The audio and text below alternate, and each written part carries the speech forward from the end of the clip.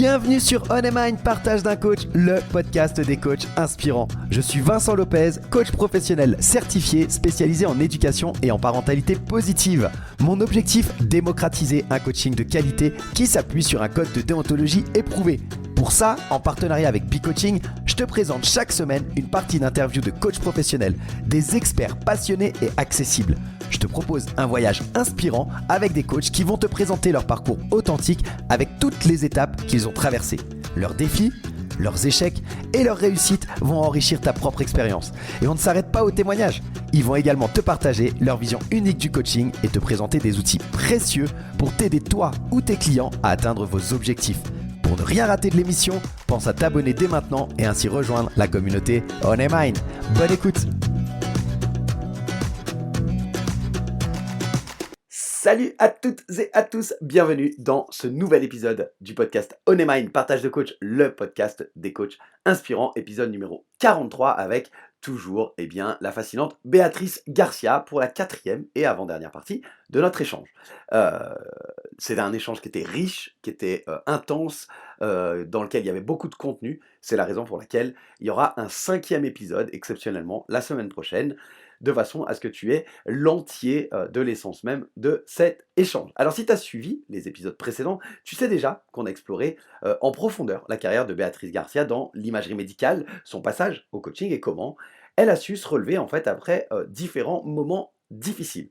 Dans l'épisode d'aujourd'hui, Béatrice, elle va nous parler de la création de sa micro-entreprise en coaching qu'elle a lancée le 15 janvier 2024 et de son parcours depuis. On va découvrir avec elle comment elle a pris la décision de se lancer, les défis qu'elle a pu rencontrer dans ce lancement, pourquoi elle a mis plus ou moins de temps, comment elle se sent aujourd'hui, toutes les stratégies qu'elle met en place pour développer sa clientèle. Béatrice, elle va nous partager ses réflexions sur l'importance des outils en coaching, comment elle les sélectionne, comment elle les utilise, pourquoi, tout en soulignant quand même la nécessité de croire en leur efficacité.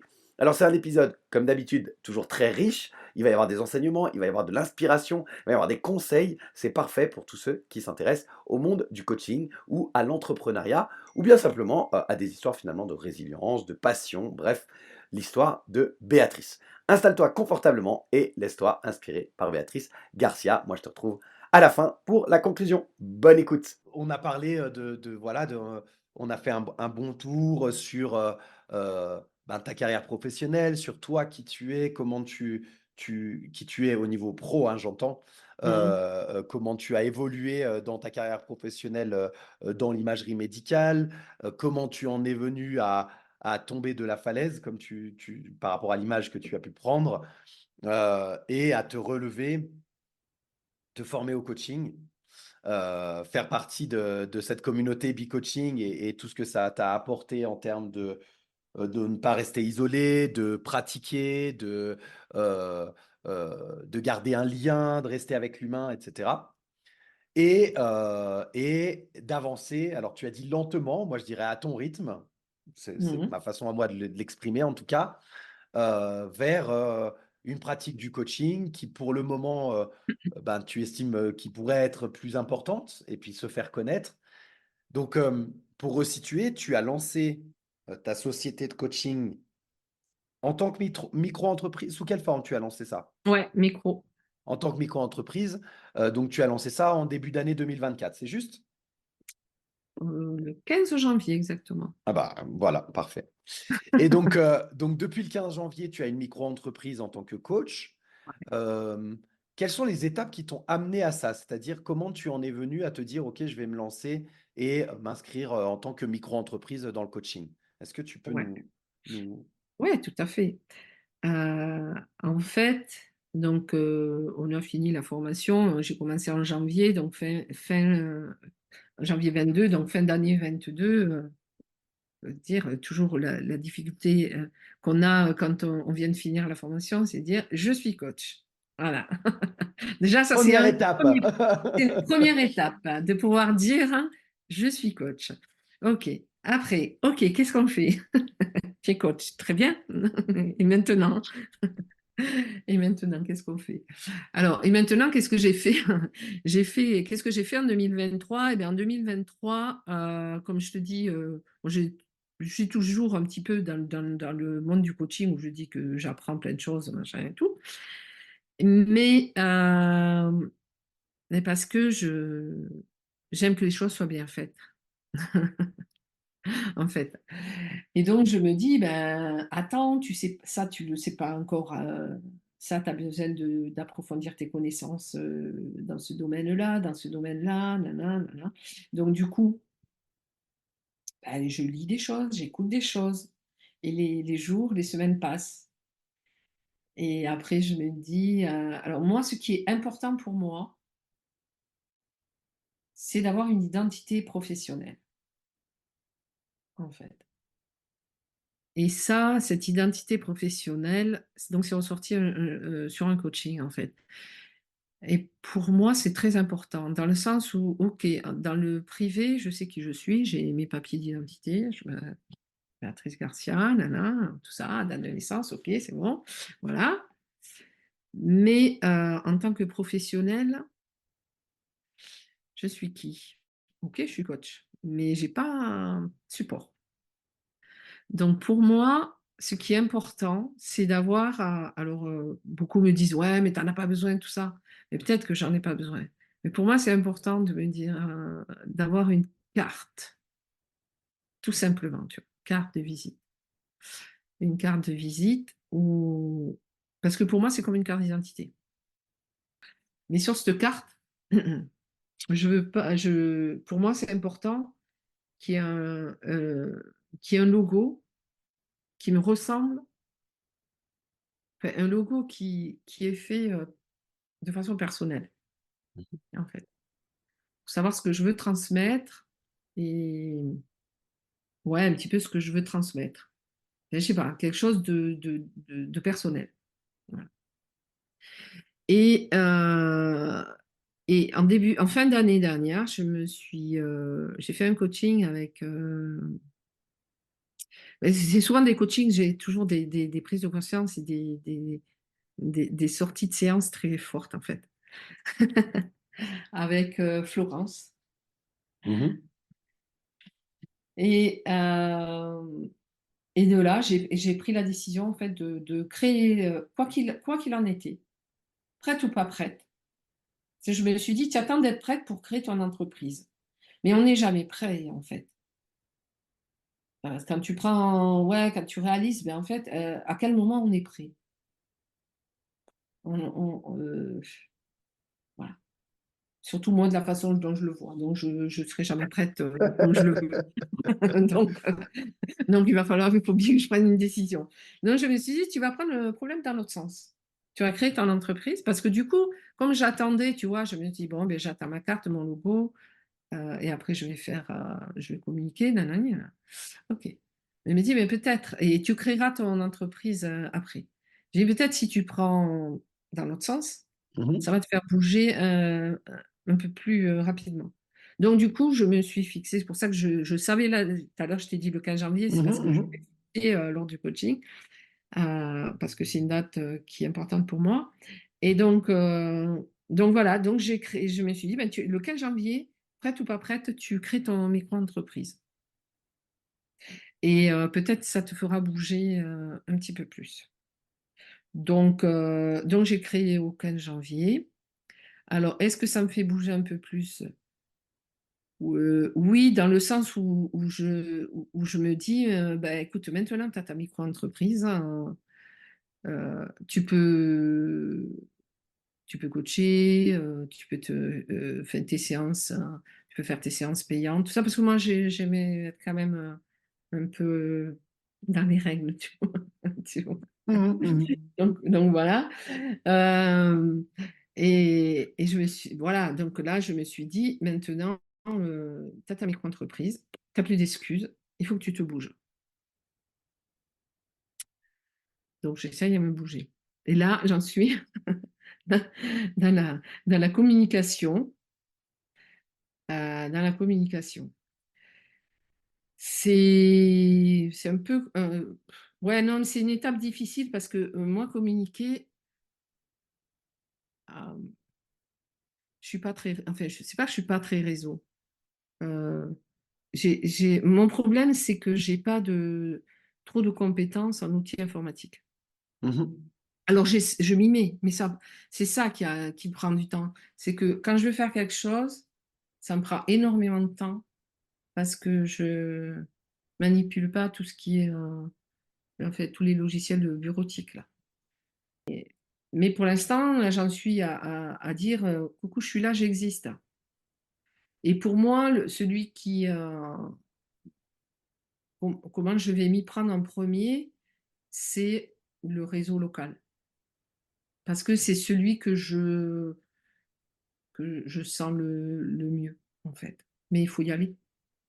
Alors, Ouais, je le sens, je sais que c'est quelque chose que je vais arriver à faire parce que une fois que je suis lancée dans la communication, j'y vais. Enfin, tu le vois bien.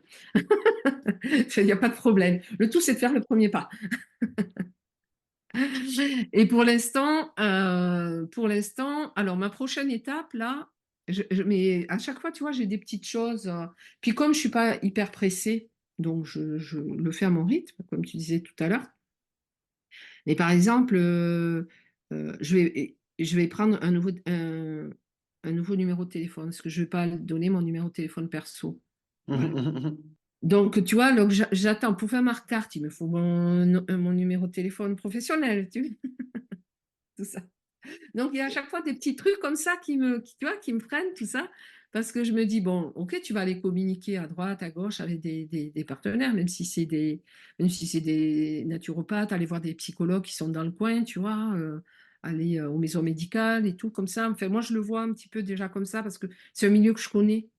Donc, voilà, je me sens plus à l'aise d'aller communiquer avec ces personnes-là. Aller dans des lieux où il y a des femmes, où les femmes se retrouvent et où elles parlent. Et ces lieux-là, mais ça peut être, je pense, tu vois, la coiffeuse, l'esthéticienne, tu vois, ce petit réseau comme ça. Je trouve que tu as dit des choses très très importantes. La première, c'est que ben, tu parles, alors tu as dit, j'aime pas ce mot, cette zone de confort. Moi, je parlerais même pas de zone de confort. Je crois que aujourd'hui, Internet est partout. On a tous accès sur nos téléphones portables, sur notre ordinateur à la maison, des tablettes, enfin peu importe. On a tous accès à Internet. Et donc, un réflexe, et dans le coaching, c'est un réflexe assez facile, c'est de se dire, on va se développer sur les réseaux. Mais ce que Mm, tu dis et qui est très juste et ce que j'ai aimé, c'est ce côté, bah, je vais me développer d'abord au niveau local et surtout, je vais aller dans les endroits où mon public cible va. Tu as dit mm, tous les endroits où les femmes se regroupent, discutent. Tu nous as dit tout à l'heure que ta cible, c'était plutôt les femmes. Et donc, ça, c'est déjà une première étape pour les gens mm, qui veulent se lancer, c'est d'identifier où se trouve le public cible. Alors, on parle toujours de public cible, c'est notre client idéal, c'est par ça que ça passe. Alors, ça fait peur, faut le définir. Voilà, on va pas rentrer dans les étapes du marketing à proprement parler, mais c'est une étape qui est presque indispensable parce qu'à vouloir aider tout le monde, on n'aide personne. Et mm, donc, pour pouvoir communiquer de la meilleure des manières, c'est à ça que sert le public cible, le persona. C'est vraiment pour communiquer. Mais une fois que tu as défini ça, bah, c'est d'aller aux endroits où ils se trouvent. Alors oui, il y a des sites internet, il y a des forums, il y a des réseaux sociaux sur lesquels ils vont se trouver. Mais il y a aussi, en fait, dans la vie de tous les jours, dans l'épicerie du coin, tu as cité les salons de coiffure, je crois, les maisons médicales, etc., etc. Donc, je trouve que ça, c'est déjà un premier point qui est super important dans ce que tu as dit, c'est quand tu veux développer ta clientèle, d'aller chercher dans les endroits où ton public cible se trouve, et c'est pas forcément dans les réseaux, mm. ou en tout cas pas uniquement sur les réseaux. On a l'impression qu'il faut être partout. Il faut être sur Instagram, il faut être sur Facebook, il faut être sur Twitter, enfin ça s'appelle plus Twitter, X, il faut être sur LinkedIn, il faut être sur, je sais pas, il y en a plein d'autres que je connais même pas, donc, je vais pas les citer. Ouais, moi non plus, tu sais, je connais les principaux. Mais en fait, non, il faut être sur les endroits. Déjà, quelle est l'obligation? Il y a plein de gens qui ne sont pas sur les réseaux. Et puis ensuite, si on a envie d'être sur les réseaux, c'est important de choisir des réseaux où c'est écologique pour soi. Mm, Et mm. puis, bah, d'aller à son rythme. Tu l'as dit, tu n'es pas pressé, tu vas à ton rythme. Faut faire la seule chose, le seul risque à ça, c'est de ne pas s'enfermer dans quelque chose où on n'avance pas. Ouais. Après, c'est vrai que je peux me le permettre, en fait. Je reconnais, hein, j'ai ce côté-là que je peux me le permettre. Et comme je dis, encore, je disais l'autre fois, mais même si euh, je peux faire vivre ce que j'ai vécu à une seule personne, j'aurais accompli ma mission, j'aurais accompli ce qui me tient à cœur, tu vois. Mais ce que je voulais dire, c'est que, ah oui, après, je comprends que les personnes, voilà, si j'avais 10, 15 ans de moins, j'aurais peut-être une autre façon de faire, hein. Mhm, mhm. Je serais pressée de lancer parce que ça met toujours du temps à se lancer en plus. Donc je serais, voilà, j'aurais cette pression-là de me dire, bon, là, il faut que j'y aille parce que il faut que j'avance. Parce que si je crée pas, si j'ai pas si ça tourne pas, voilà, si j'ai pas de rentrée financière au bout d'un moment, je pourrais pas enfin voilà, je pourrais pas en faire ma profession, quoi. Bien sûr, ouais. J'ai ce côté-là où je dis j'ai le temps et donc voilà, j'avance à mon rythme, je peux me le permettre, alors je me le permets et je comprends que les jeunes, elles ont fait une autre façon de voir les choses, hein. Bien sûr, ouais. Ça, je comprends. Je te dis, j'aurais 10 ans de moins, même je serais à 7 8 ans de la retraite, je, je serais pareil, quoi. Je vais dire, non, mais là, il faut y aller, quoi. Voilà. Et après, il y a un truc, moi, qui est important, ouais, que je trouve que ça serait bien d'amener, c'est que, je vais revenir sur Jean-Luc. Jean-Luc, il dit que, et, et, et, et c'est marrant parce que pour moi, j'y crois et je le disais, je pense même avant que je l'entende, que je l'entende qu'il dise. Mais pour moi, l'outil le plus important, c'est soi-même et avec son questionnement. Voilà. Après, moi, je suis pas très outil en fait. Pour moi, voilà. Après, ouais, travailler, si tu veux travailler sur les valeurs, tout ça, mais tu peux les travailler aussi bien à l'oral. Tu pas obligé d'avoir un support et donner du travail entre les séances. Alors on me dit oui, mais il y en a qui sont demandeurs. Et les gens, ils sont demandeurs s'ils connaissent. S'ils ne connaissent pas, ils vont pas te dire ah oui, mais moi je veux travailler pendant les séances. Tu vois. Mhm, Donc mhm. il y a des outils qui sont et puis alors il y a plein de formations hein, qui sont intéressantes. Ça je ne nie pas. Hein. Il y en a plein que j'aimerais faire. Hein. Hum, un peu comme la PNL, ouais, beaucoup la PNL, moi j'aimerais bien faire la PNL. Mais est-ce que c'est un outil? Non, c'est une façon de voir les choses. Hein. Pour moi, c'est une façon de voir les choses. Après, tu t'en sers, et puis bon, on en a fait un petit peu, finalement, on s'en sert quand même un petit peu. Mais après, quand je parle outil, ça va être. Après, en coaching, en entreprise, je pense que ouais, je sais pas si tu veux, si tu imagines le disque, la process-com et tout fait un petit peu tous ces outils-là que tu peux avoir. Mais avec le particulier. Mais pour moi, parce que la personne, elle vient, je ne sais pas avec quoi elle va venir, quoi. Mhm, mhm, mhm, mhm. Je pense qu'il y a enfin voilà, c'est un vrai débat, l'utilisation des outils. Je pense que ça sert, il y a plein d'utilités aux outils.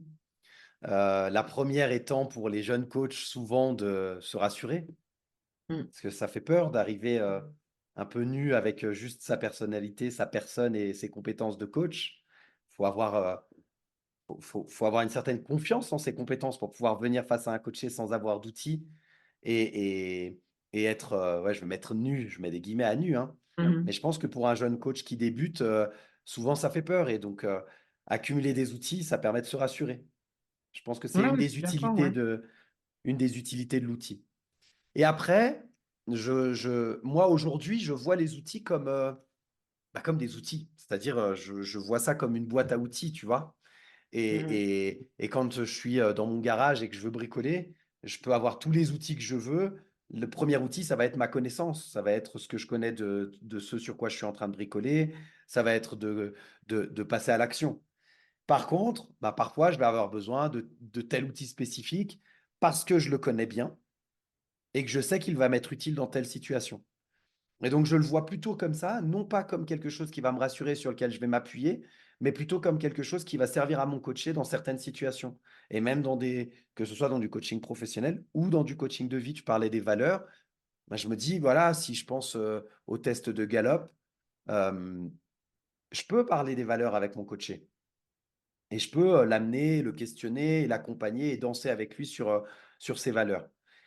Par contre, si je peux lui donner un test à faire entre deux séances, par exemple, si je sens qu'il est demandeur, si je sens qu'il y a du flou, parce que tout le monde n'est pas très au clair sur les mots à mettre, tu vois, sur qu'est-ce que c'est qu'une Mhm. valeur, sur comment, etc. Si j'estime que cet outil-là, il peut lui être bénéfique et le faire avancer, alors j'aurai pas de problème à lui soumettre. Mais s'il n'en a pas besoin, si j'estime qu'il avance suffisamment sans, s'il n'est pas demandeur, ou si c'est un outil que je ne maîtrise pas, eh ben, je le fais différemment. Donc, moi, aujourd'hui, je le vois plutôt comme ça. Mais je pense qu'il y a un vrai débat autour d'utilisation des outils et autour du nombre d'outils qui sont proposés aux coachs et qui font Mhm. qu'il y en a toujours plus, toujours plus, toujours plus.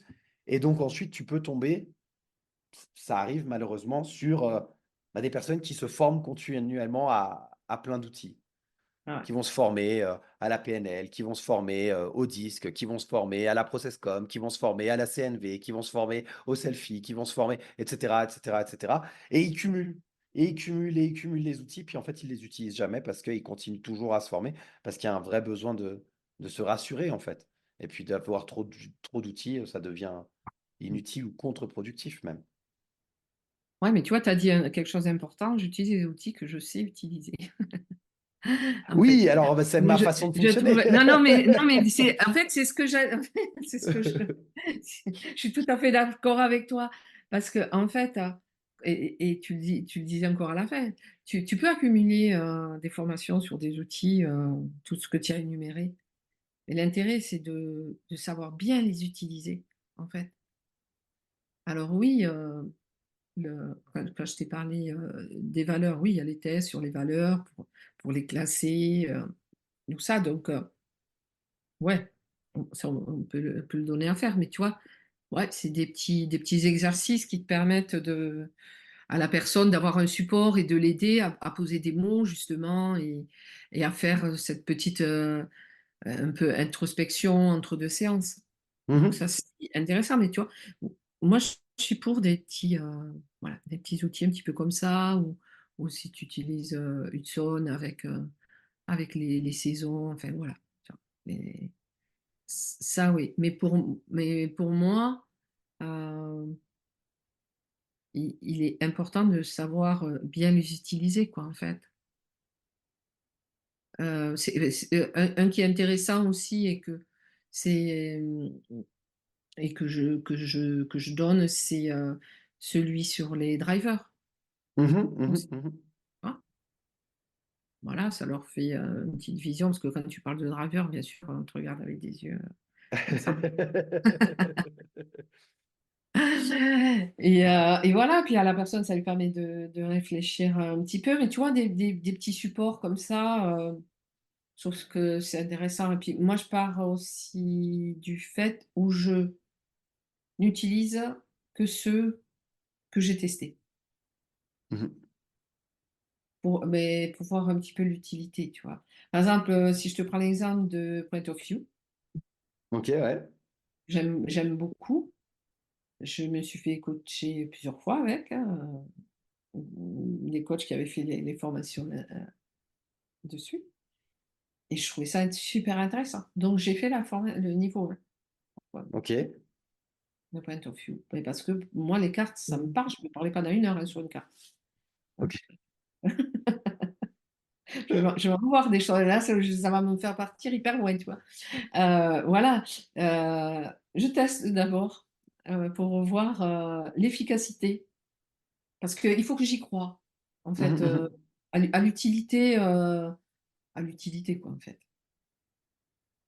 Tu vois, je sais pas, j'imagine que, allez, j'ai fait la formation du disque, par exemple, alors que je fais pas d'entreprise. Voilà, je fais la formation du disque, je l'applique sur un particulier.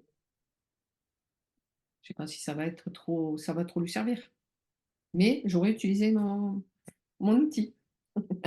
Ça va pas me servir, trop à si ça va me mettre la personne dans une case, quelle couleur elle est, voilà, mais est-ce que c'est nécessaire? Non, tu vois? C'est pour ça que je dis que moi je teste pour savoir ce que ça apporte à la personne, ce que ça peut apporter.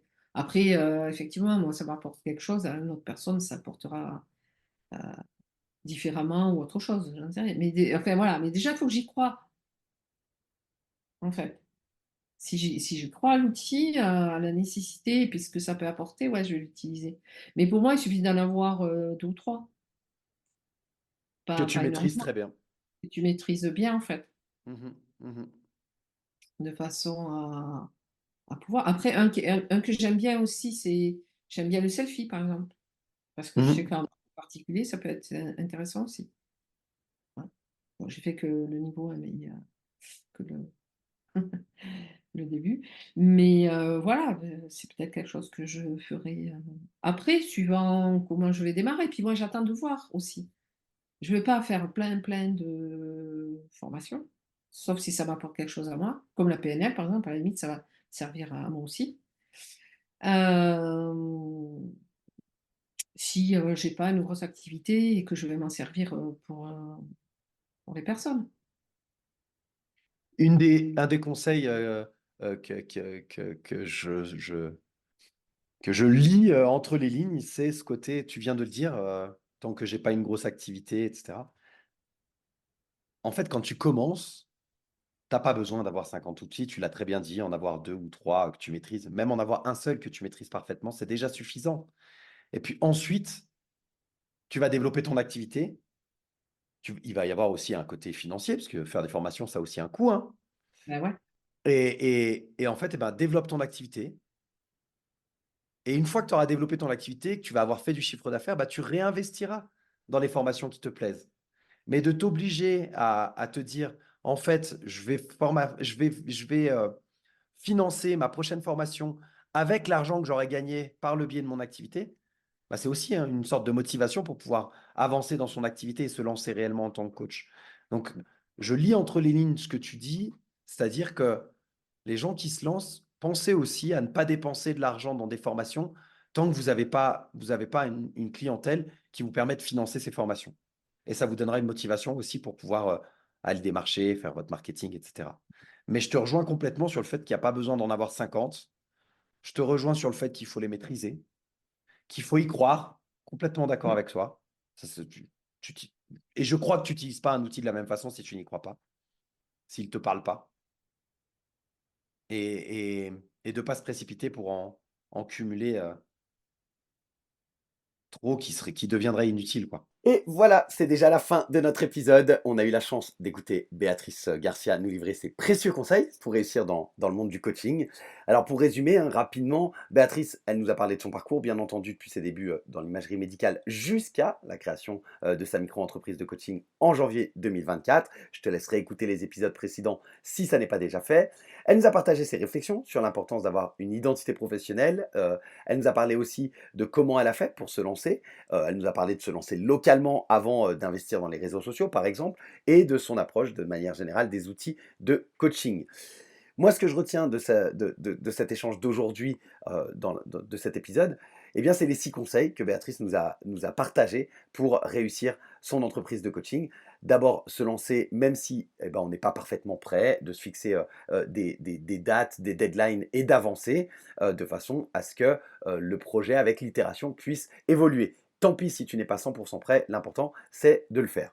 De développer une identité professionnelle qui soit solide. Alors elle nous a parlé de carte de visite avec un logo personnel pour se sentir légitime, c'était important pour elle, et de communiquer efficacement. L'important là-dedans, c'est surtout que tu sois au clair avec ton identité professionnelle, quel que soit le support que tu souhaites utiliser. De commencer localement, j'ai trouvé que c'était un super bon conseil avant tout de suite de se jeter en ligne, comme le font la grande majorité des coachs aujourd'hui, eh bien, de repartir sur des bases très solides du développement de l'entrepreneuriat tel qu'il était au début, c'est-à-dire il y a quelques millénaires, disons, hein, on va dire ça comme ça, si on parle des agriculteurs ou des gens comme ça qui étaient à leur compte. Bref, tout ça pour dire, d'abord se développer localement.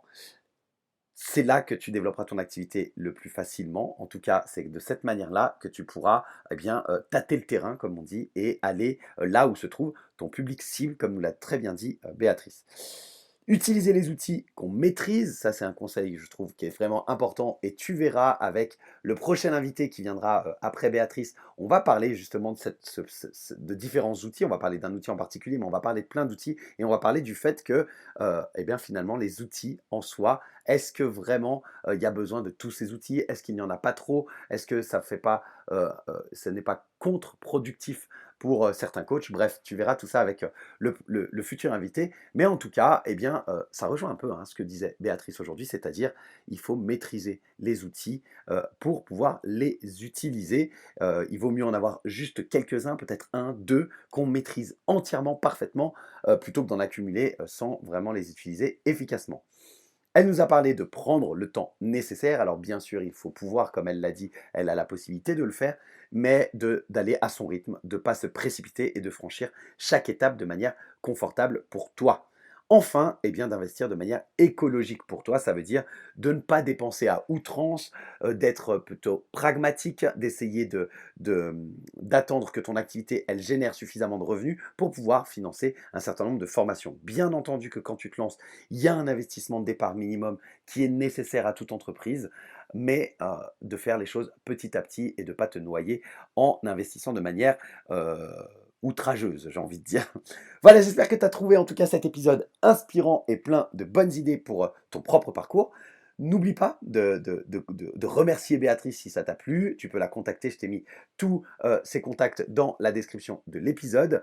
Applique ses conseils s'ils te semblent judicieux, pioche ceux que tu souhaites. Tu es libre, bien entendu, de faire comme tu le veux. En tout cas, j'espère que ton aventure dans le coaching avance et que ces conseils peuvent t'aider là-dedans. Merci d'avoir écouté jusqu'à la fin. Si cet épisode t'a plu, comme d'habitude, n'hésite pas à laisser un avis sur ta plateforme d'écoute préférée ou à le partager et à le partager même autour de toi, à tous ceux pour qui ce serait utile et ça permet de faire connaître un peu plus l'émission. Merci encore pour ton soutien. On se retrouve la semaine prochaine pour le dernier épisode avec Béatrice Garcia. D'ici là, prends soin de toi. Je te souhaite une très bonne semaine et je te dis à la semaine prochaine pour un nouvel épisode de On Mind Partage de Coach, le podcast des coachs inspirants. Bye bye.